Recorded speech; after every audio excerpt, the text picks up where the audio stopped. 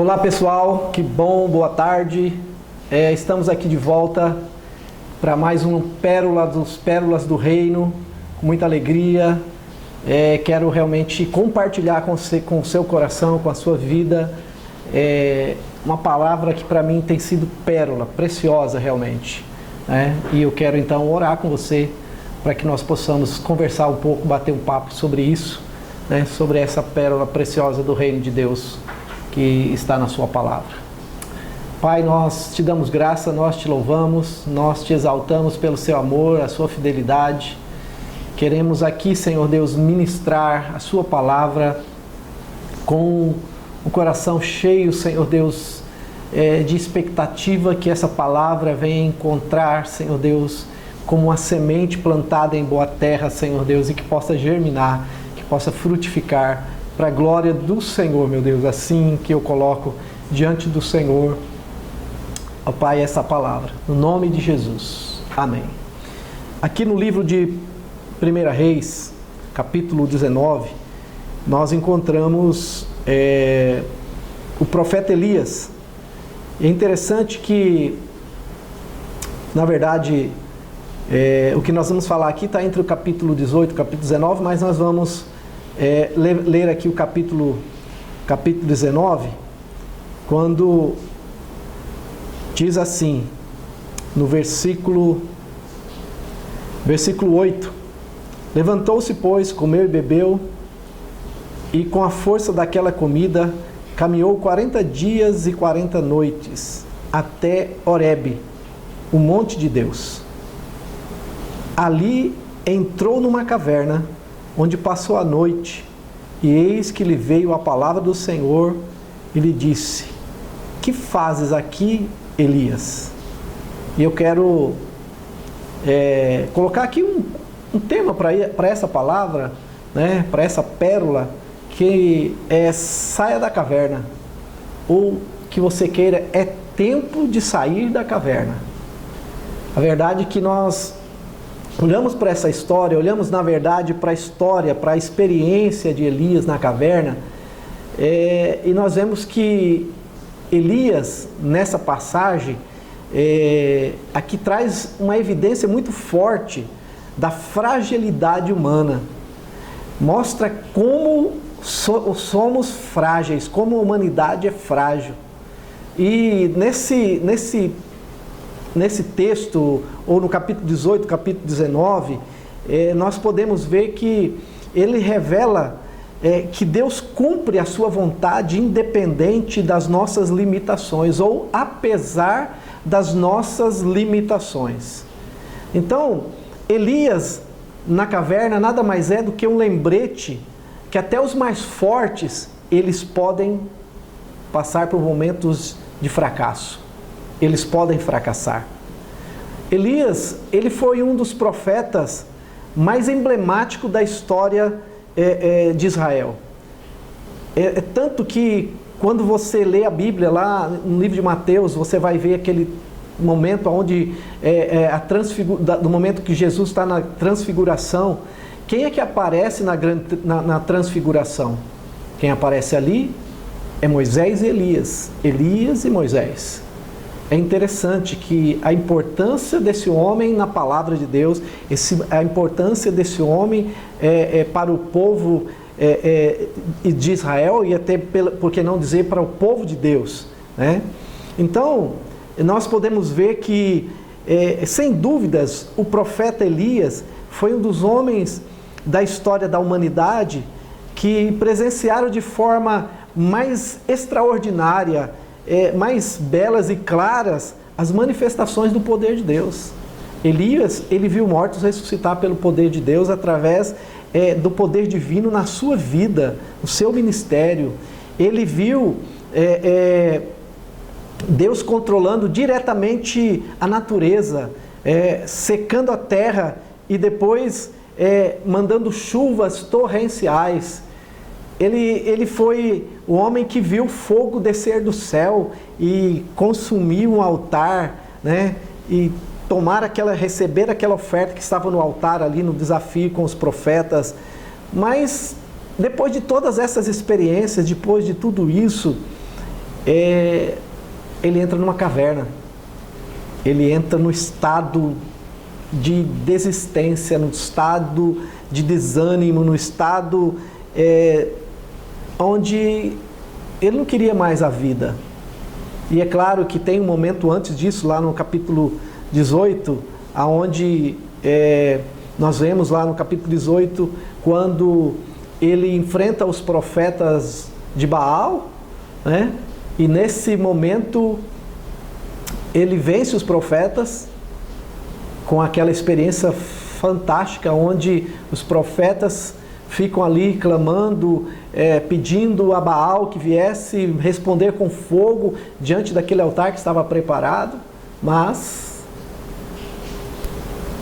nada aconteceu. Elias até fez chacota com os profetas de Baal, mas enfim, nada aconteceu. E Elias, então ele se posiciona em uma simples, eu uso essa expressão porque essa é a verdadeira expressão. Elias, numa simples oração, Deus responde com fogo. E aqui eu quero abrir um parênteses porque é interessante. O altar dos profetas de Baal estava todo bonitinho, todo arrumadinho, e eles clamaram e não houve resposta. Porque eles clamaram ao Deus que não tinha resposta para dar para eles. Um Deus que, aquela expressão, tem boca, mas não fala, tem olho, mas não vê, tem perna, mas não anda, tem mão, mas não apalpa. Era exatamente isso. Um Deus sem vida. E Elias, então, quando ele vai clamar, ele vai orar, antes de tudo, ele restaura o altar. O altar representa ali naquele contexto, o altar do povo de Israel estava bagunçado. Ele arruma ali as pedras, 12 pedras, que significa as 12 tribos. Ele arruma, coloca o novilho, manda colocar água, molhar, encher de água, fez valas, regos ali e encheu de água. Interessante que ele clama, ele ora e Deus responde. E eu abro um parênteses aqui para dizer para você que não adianta só orar. O altar tem que estar em ordem. Mas não adianta ter só o altar em ordem. É preciso clamar. E clamar ao Deus que responde. E clamar ao Deus vivo. Ao Deus Jeová, ao Senhor Jesus. Esse sim responde. Porque esse é o Senhor verdadeiro. Esse é o Senhor que não está morto. Ele ressuscitou o terceiro dia, está vivo, está entre nós. E depois desse contexto todo, é bom lembrar que havia 3 anos que não chovia, porque Elias havia profetizado que não iria chover enquanto ele não dissesse para chover. Mas às vezes nós achamos que Elias simplesmente se indignou e fez uma profecia. É engraçado a expressão que eu usei, fez uma profecia. Não, ele profetizou. Mas é interessante que quem profetiza, ele precisa profetizar com base na palavra de Deus. E ele profetizou com base na palavra de Deus. Porque em Deuteronômio diz que se nós andarmos por caminhos errados, se nós andarmos por caminhos tortuosos, se nós andarmos por caminhos que ferem os padrões de Deus, ou seja, servindo a outros deuses, no caso aqui de Israel, era exatamente o que estava acontecendo. O texto fala que a chuva ia cessar. Então Elias, ele profetiza baseado na palavra de Deus. Então havia 3 anos que não chovia. Agora, depois do confronto com os profetas, o altar agora está restaurado, restabelecido, os profetas estão mortos. E aí então Elias diz o que para Acabe? Olha, pode ir, que eu já vejo a chuva. E agora, Elias diz para Acabe, mas ele volta para o monte e ele continua em oração, ele vai orar. E ele diz para o moço, o servo dele, sobe e veja se já tem sinal no céu. O moço vai e fala, não estou vendo nada, não tem nada. 1 vez, 2 vezes, 3 vezes, 4, 5, 6, 7 vezes. Na 7ª vez, ele sobe e ele vê uma nuvem que vem do mar, do tamanho da mão de um homem. E aí então Elias fala para ele, agora vai, avisa Acabe e fala para ele arriar a mula, jumenta, seja lá o que for, o animal que ele estava para cavalgar, e fala para ele ir rápido, porque senão a chuva vai pegar ele.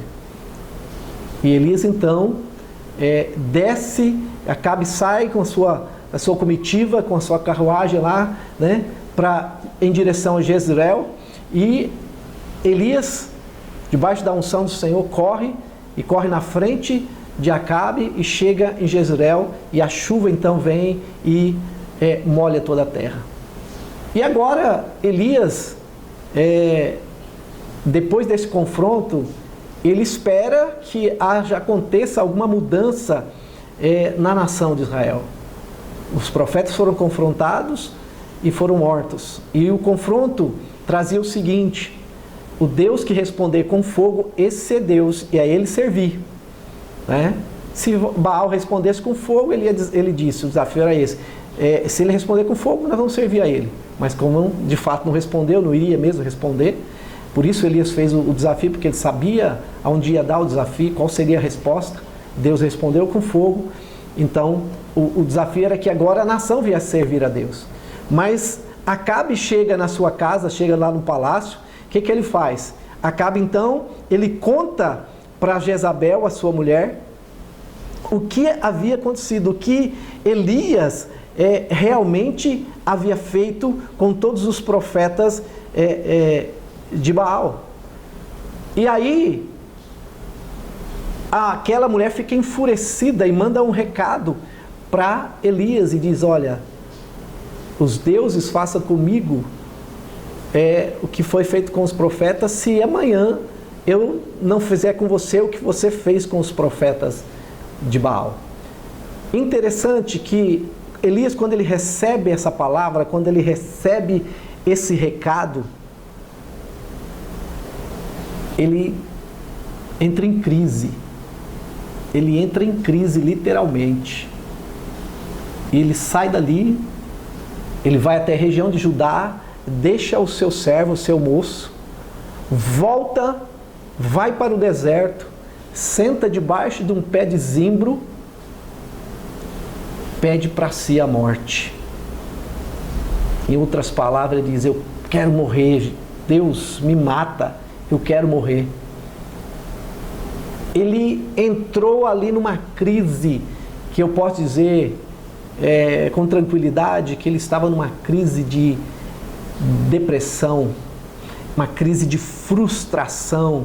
Ou Elias se coloca ali naquela circunstância, naquela situação de fragilidade da sua humanidade. Ele está amedrontado, ele se encontra numa crise de identidade. Ele agora adquire um discurso vitimista e ele quer morrer. É interessante que ele está nessa situação, ele deita, dorme, o anjo vem, acorda Elias e apresenta para Elias pão fresco, água, e fala para Elias: come e bebe. Elias come pão fresco, bebe. Eu fiquei pensando, né? Comer pão fresco no deserto. Interessante, né? Deus tem sempre pão fresco para nós, querido. Todos os dias Ele tem pão fresco para você. Basta você se voltar para Ele. Mesmo no momento de crise, mesmo no momento de decepção e frustração. Porque a minha leitura que eu faço aqui do quadro é que Elias, ele se decepcionou de forma tão intensa, tão imensa, porque ele esperava, sim, ele esperava que agora Acabe tomasse uma nova atitude. Acabe viu tudo, Acabe presenciou tudo. Ele esperava que agora Acabe se tornasse de fato um homem, que ele tomasse conta da casa dele. Porque o problema de Israel não era Jezabel, o problema de Israel era Acabe, a falta de atitude, de posicionamento daquele homem, que não tinha posicionamento nenhum. Ele deixava que a sua mulher governasse, ela fizesse o que ela achava que deveria fazer. Então, ele se decepcionou, ele esperava isso, ele esperava. Quando você lê Lucas capítulo 24, você vai encontrar uma história dos discípulos, 2 discípulos descendo para Emaús, cujo nome de um era Cleopas. E Jesus vai no meio deles e eles não veem Jesus, eles não discernem Jesus, eles não conseguem perceber que Jesus está no meio deles. E uma das palavras dele é: nós esperávamos que fosse ele que havia de redimir a Israel, mas já é hoje o 3º dia desde que tais coisas aconteceram. As mulheres dizem que foram ao túmulo tal, mas sabe, nós esperávamos. Às vezes você esperou, às vezes você espera coisas, às vezes você tem uma expectativa sobre algo, às vezes você está em crise aí, porque você esperou algo de alguém, você esperou algo de um pastor, você esperou algo de um líder, você esperou algo do próprio Deus, você tinha uma expectativa sobre algo, e isso não aconteceu como você esperava. Isso trouxe frustração, isso levou você a desistir, a parar. Talvez você queria algo de Deus e aquilo não aconteceu como você queria. Você esperava, mas não aconteceu como você esperava. Bom, voltando aqui para Elias. Elias está lá, debaixo do pé de zimbro, ele come, bebe e volta a dormir. Quem está nesse quadro depressivo, ele não quer outra coisa, ele quer ficar preso dentro de um quarto. Talvez seja essa a sua condição, talvez você esteja aí preso dentro do seu quarto, e por um acaso não, por uma cristocidência, você ligou a televisão, ou você checou na internet, e você está me ouvindo. Entenda que eu sou a voz de Deus para o teu coração nesse momento, para dizer para você que esse não é o teu lugar, e que Deus tem pão fresco, e eu trago pão fresco para o seu coração hoje, para que você, no nome de Jesus, possa mudar a sua atitude e sair desse lugar. Mas deixa eu continuar aqui, fica comigo aí até o final. Elias volta a dormir, o anjo volta e acorda ele, e novamente diz: tem pão fresco e água, come e bebe, porque a tua jornada é longa. Olha só o que acontece. Elias, ele caminha 40 dias e 40 noites, até chegar em Horebe, o monte de Deus. 40 dias e 40 noites. Mas o texto que nós lemos fala que quando ele chegou lá, o que ele fez? Ele entrou na caverna. Versículo 9. Ali entrou numa caverna onde passou a noite. Ele entrou numa caverna. O anjo disse para ele: a sua jornada é longa, você tem muita coisa para fazer, você vai fazer aquilo que Deus te chamou para fazer, vai cumprir o seu chamado, vai cumprir o seu propósito.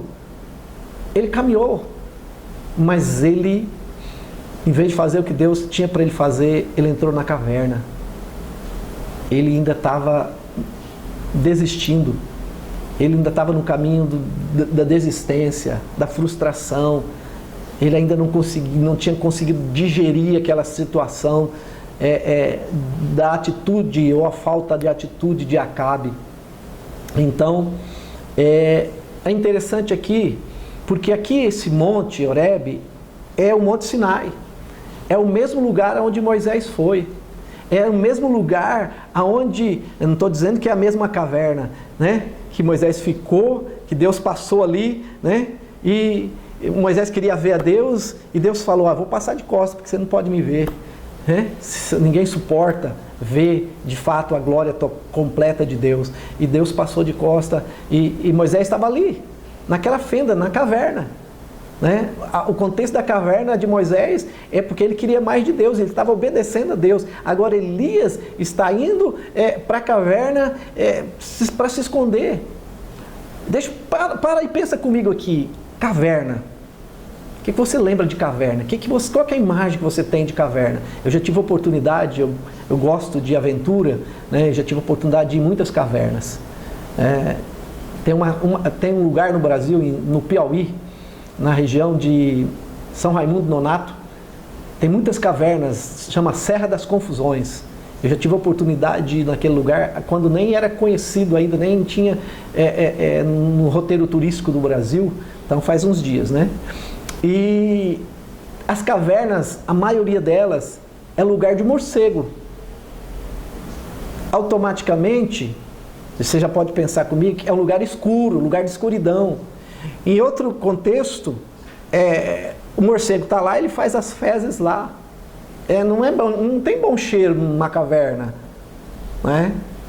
Lembra daquela história dos meninos, eu acho que na Ásia, que ficaram presos numa caverna e ficaram dias presos na caverna, e quando eles foram resgatados, eles saíram da caverna, eles saíram com os olhos vendados. Por quê? Porque a caverna é lugar escuro. Se você fica muito tempo num lugar escuro e você sair de uma vez, você corre o risco de, por causa da luz solar, da luminosidade, da claridade, você corre o risco de ficar cego.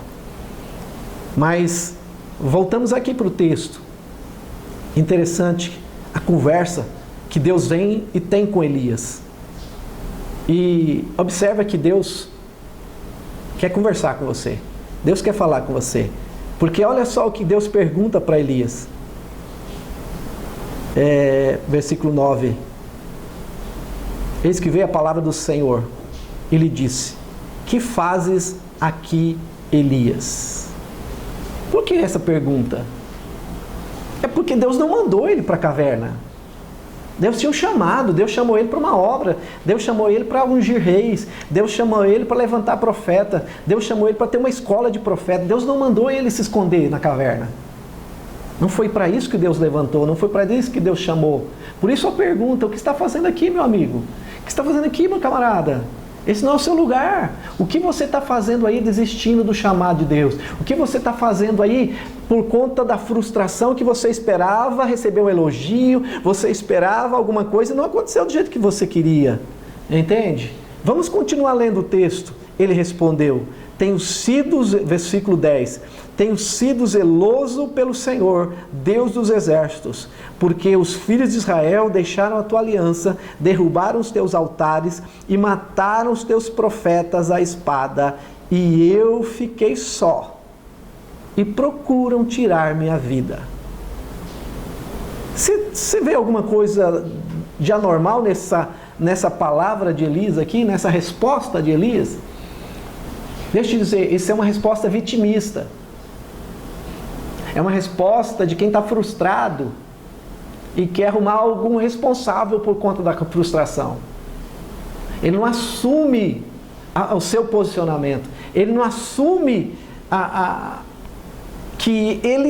sua fragilidade. Ele não assume para Deus que ele não aguentou a situação. Ele teve de fato medo de Jezabel. Qual o problema de ter tido medo, de ter fugido? A questão é o vitimismo, sabe? A questão é que sempre tem um culpado. Culpado é aquele pastor que não fez o que deveria fazer, falou o que não devia falar. Culpado é isso, culpado é aquilo. Deixa, meu amigo, deixa eu falar uma coisa. Deus te chamou. Foi Ele que chamou, não foi pastor, não foi homem, não foi ninguém. Foi Deus. E se Deus te chamou, Ele te respalda, Ele te sustenta, Ele te provê. É Ele. É Ele. Mas Elias preferiu fugir. Elias preferiu desistir dessa caminhada. E, na verdade, você observa que a situação dele é complicada. Ele está exausto, ele está abatido. Seja como for, ele estava disposto a desistir do seu ministério e até mesmo da sua vida. Agora, a resposta de Elias, ele dá uma resposta direta para o Senhor. Mas na verdade, o que Elias faz? Ele tenta justificar a sua resposta, mostrando uma mistura de orgulho com pena de si mesmo, vitimismo. Ele alegou ter sido um servo fiel e zeloso pelo Senhor, enquanto que os israelitas, eles quebraram a aliança, eles não foram fiel foi eu que oro aqui nessa igreja, eu que faço, eu que pago um preço, o pastor nem dá moral, o pastor nem escuta. No final das contas, ele acabou julgando estar sozinho e sendo perseguido. Eu acho interessante a história que Deus não dá nem atenção para a conversa dele. Deus nem dá atenção para ele, muito pelo contrário. Deus Olha só o texto. Eu gosto de ir ao texto porque, para não ficar dúvida, né? Disse-lhe Deus: sai e põe-te neste monte perante o Senhor. Deus foi claro, ó, sai fora desse lugar, vem para cá, põe diante de mim.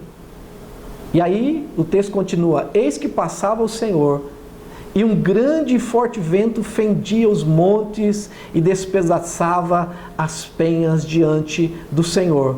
Porém, o Senhor não estava no vento. Vento forte. Nesses dias agora atrás, passou um vento aqui por Dourados, muito forte, né? Causou vários estragos, muitos prejuízos. Né? Mas esse ventinho aí é nada perto desse vento que passou aqui. Ele destruía a penha, né? A rocha. É vento extremamente violento. Mas o Senhor não estava lá. Mas o que me chama a atenção é o seguinte: ele não saiu da caverna. Vamos lá, continuando o texto aqui. Depois do vento, um terremoto. Mas o Senhor não estava no terremoto. Agora pensa comigo. Você dentro de uma caverna e dá um terremoto.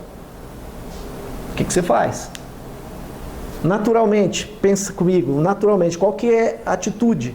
A atitude, meu irmão, é cair fora de dentro dessa caverna. Esse terremoto vai cair tudo aqui, vai me matar debaixo das pedras aqui. Elias não saiu da caverna. Depois do terremoto, versículo 12, um fogo, mas o Senhor não estava no fogo. Fogo. Interessante, né? Elias conhecia de fogo. Elias sabia distinguir qual era o fogo. Se era de Deus ou se era fogo estranho. Tem muita gente aí andando atrás de fogo estranho. Cuidado. Perceba se Deus está no fogo ou não. Glória a Deus que Elias discerniu que Deus não estava no fogo. E depois do fogo, um sussurro tranquilo e suave. Deus sussurrou. Versículo 13. Ouvindo-o Elias, envolveu o rosto no seu manto e saindo, pôs-se à entrada da caverna. Essa atitude de Elias, Deus sussurra, Deus está sussurrando no seu ouvido, meu querido. Pensa comigo, o que Deus pode sussurrar no ouvido de alguém? Alguém que é tão importante, tão precioso no reino, quanto você. Você é importante no reino, você é especial no reino. Eu só posso imaginar Deus sussurrando nos ouvidos de Elias, dizendo: vem, filho meu, vem, filho amado, em quem eu tenho muito prazer, filho que eu tenho alegria, filho que eu tenho prazer na tua vida, vem para fora, vamos andar junto, vamos cumprir o chamado, vamos realizar aquilo que eu te dei para realizar. Eu só posso imaginar algo nesse nível, Deus dizendo para Elias: os planos que eu tenho para você são planos de paz e não de mal.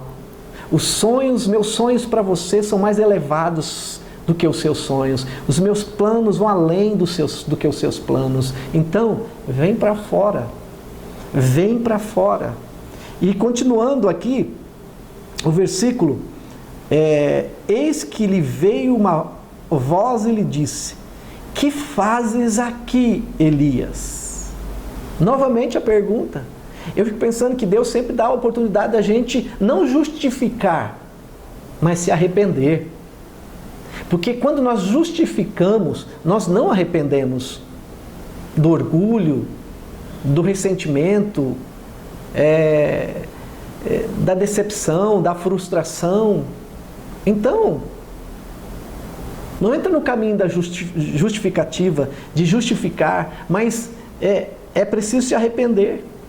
E aí você observa que, no versículo 14, Elias, ele vai para o mesmo caminho, ele fala da mesma resposta, a mesma justificativa do porquê ele está naquele lugar.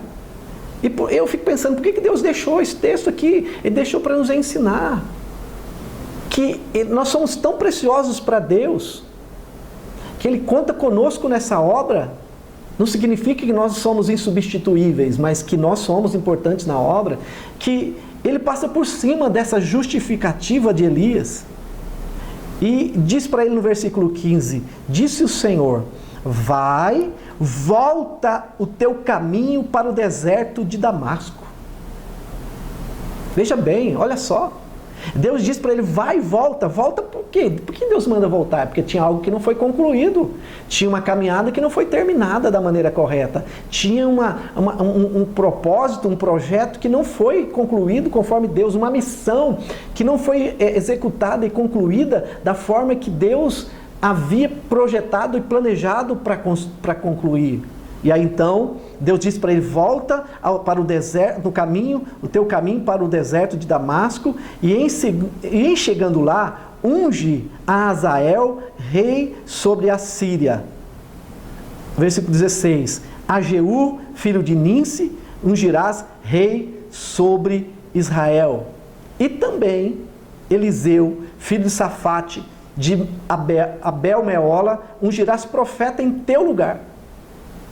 Quem escapar à espada de Azael, Jeú o matará. Quem escapar à espada de Jeú, Eliseu o matará. Também, aí vem o confronto de Deus sobre aquela palavra de Elias, que só eu fiquei, porque eu sou bom, eu sou o cara, eu sou fiel, eu isso, eu aquilo. Deus fala para ele assim, olha, também conservei em Israel 7.000, todos os joelhos que não se dobraram a Baal, e toda a boca que não o beijou. Nós não somos suprassumo da fidelidade. Deus sempre tem servos dele. Deus sempre guarda o remanescente. Deus sempre guarda um povo para si, para cumprir o seu propósito, fazer a tua vontade. Nós não somos o bambambam, a última bolacha do pacote. Não, nós não somos a última Coca-Cola lá da geladeira. Não, nós precisamos entender o seguinte, nós somos importantes, mas Deus não nos fez para andar só. Veja bem, Elias tinha um moço que andava com ele, um servo que andava com ele, um discípulo que andava com ele. O que Elias fez? Levou ele para a região de Judá, deixou ele lá e veio sozinho. Agora, Deus dá uma missão para ele. Deus dá uma missão. E nessa missão, o que me chama a atenção é que são 3 coisas importantes Deus dá para ele. Deus fala para ele, leva a unção, vai lá e unge. A unção, a palavra de Deus diz que a unção de Deus, ela quebra o jugo, ela restaura, ela renova, ela dá sabedoria e ensino. Você foi chamado para levar a unção? Todos nós somos chamados para levar a unção. Tendo título ou não tendo título, apenas o título de filho de Deus. Nós somos chamados para levar a unção, nós somos chamados para levar boas novas, nós somos chamados para levar a salvação, para restaurar, curar, libertar os cativos e oprimidos e algemados, a pôr em liberdade os algemados, sabe? Nós somos chamados para isso e Deus quer que nós vamos voltar e cumprir essa missão. Segundo lugar, Deus fala para ele comissionar. Por que comissionar? Deus diz para ele separar Eliseu. É porque não dá para andar sozinho.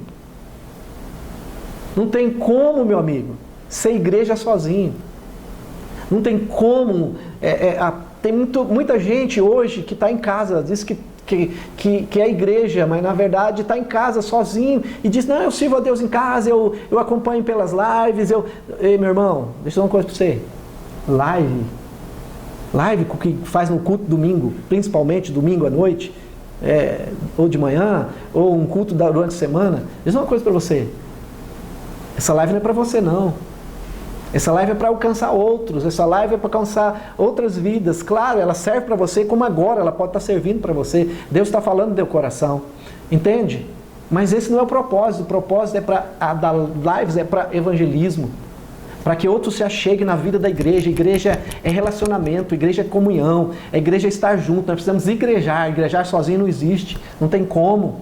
Então, por isso que Deus manda ele ungir Eliseu, porque agora Eliseu ia andar com ele, não dá para andar sozinho, você precisa de alguém que você possa abrir o seu coração, você precisa ter pessoas que possam abrir o coração para você. Você vai gerar, você vai receber vida, você vai liberar vida, você vai ensinar, você vai ser ensinado. Ou seja, que Deus estava falando para Elias, você vai ser, Elias, um instrumento para a vida de Eliseu. Mas Eliseu também vai ser instrumento para a sua vida. Porque não tem, amados, é como ter cristianismo solitário. Quem anda sozinho, por mais capaz que possa ser, por mais fervoroso que possa ser, sabe o que vai acontecer? Ele vai cair. Vai acontecer o que aconteceu com Elias. Ele vai para a caverna. E hoje Deus está aqui para te dizer, sai da caverna. Vem comigo, vamos realizar a missão. Vamos cumprir o propósito. Vamos realizar aquilo que eu te chamei para realizar. É interessante que a missão não é construir prédio, não é construir casa, essa não é missão. É importante, por exemplo, eu, como Hebron, Igreja Hebron, nós estamos construindo agora. Estamos edificando um prédio próprio. Dentro desse prédio nós estamos já tendo uma creche, um hotelzinho, nós teremos outras atividades sociais, nós vamos construir uma escola, enfim. Mas Deus me chamou, acima de tudo, a missão dele para mim, para nós, é construir vida na vida.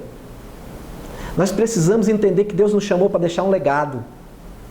Tem muita gente querendo deixar herança. É importante? Sim, não estou dizendo que não é importante. Mas o legado é mais importante que a herança. Se tiver que escolher, deixa o legado. Eu posso dizer que o meu pai, baiano, ele me deixou um legado. Na verdade, ele tem nos deixado legado como filho. Nós somos 9 filhos. Ele não tinha dinheiro para deixar para nós. Ele não tinha coisas, fortunas para deixar para nós. Mas ele deixou para nós filhos legado. De um homem de Deus. De um homem fiel a Deus. De um homem de caráter. De um homem que ama a Deus acima de todas as coisas. Então, eu quero te dizer, vamos cumprir o chamado. Vamos viver a missão que Deus tem para nós, cada um de nós crente em Jesus Cristo, cada um de nós salvos, filhos de Deus. Esquece o título, mas se você tem um título, se você um dia foi ungido diácono, evangelista, pastor, apóstolo, não importa qual título, missionário ou missionária, deixa eu te dizer uma coisa, não tem volta, meu amigo. Vamos seguir em frente cumprindo aquilo que Deus nos chamou, porque existem circunstâncias de caverna que, meu amigo, você pode até se acostumar lá dentro, porque a gente se acostuma com tanta coisa, né? Mas é deplorável, é deprimente. O que Deus tem para você é fora da caverna. O que Deus tem para você, ainda que seja deserto, é prazeroso. Ainda que seja deserto, é miraculoso. Ainda que seja deserto, tem pão fresco e água. Que o Senhor nos abençoe, nos ajude a sair da caverna. Todas as vezes que fomos, por alguma circunstância, tentados a ir para lá. No nome de Jesus, eu quero abençoar a tua vida. Para que você, que em alguma área da sua vida, talvez você não está totalmente preso, mas às vezes uma área da sua vida, a falta de perdão para alguém, a falta de perdão para uma pessoa, você pode estar preso na caverna por causa disso. Então, eu quero orar nesse momento, para nós concluirmos, e que Deus te abençoe. Pai, no nome de Jesus, eu oro nesse momento, Pai, para que verdadeiramente essa palavra encontre lugar em cada coração, ela possa ser regada, ela possa germinar, ela possa frutificar, Pai, no nome de Jesus, e que essa pessoa que me ouve, ela possa sair da sua caverna. Ela sai dessa caverna para viver a missão que o Senhor dá para ela, que o Senhor deu para ela, Pai, no nome de Jesus. E que ela possa testemunhar do seu amor, da sua graça. Ela possa sim ouvir o sussurrar do Senhor, o sussurrar que que ele é amado, que ela é amada e que o Senhor a escolheu desde a fundação do mundo, antes da fundação do mundo. O Senhor a escolheu, chamou pelo nome e o Senhor deu para ela uma missão. Obrigado, Pai, no nome de Jesus. Obrigado, Senhor. Amém? Deus abençoe, fique na paz e até a próxima Pérolas do Reino.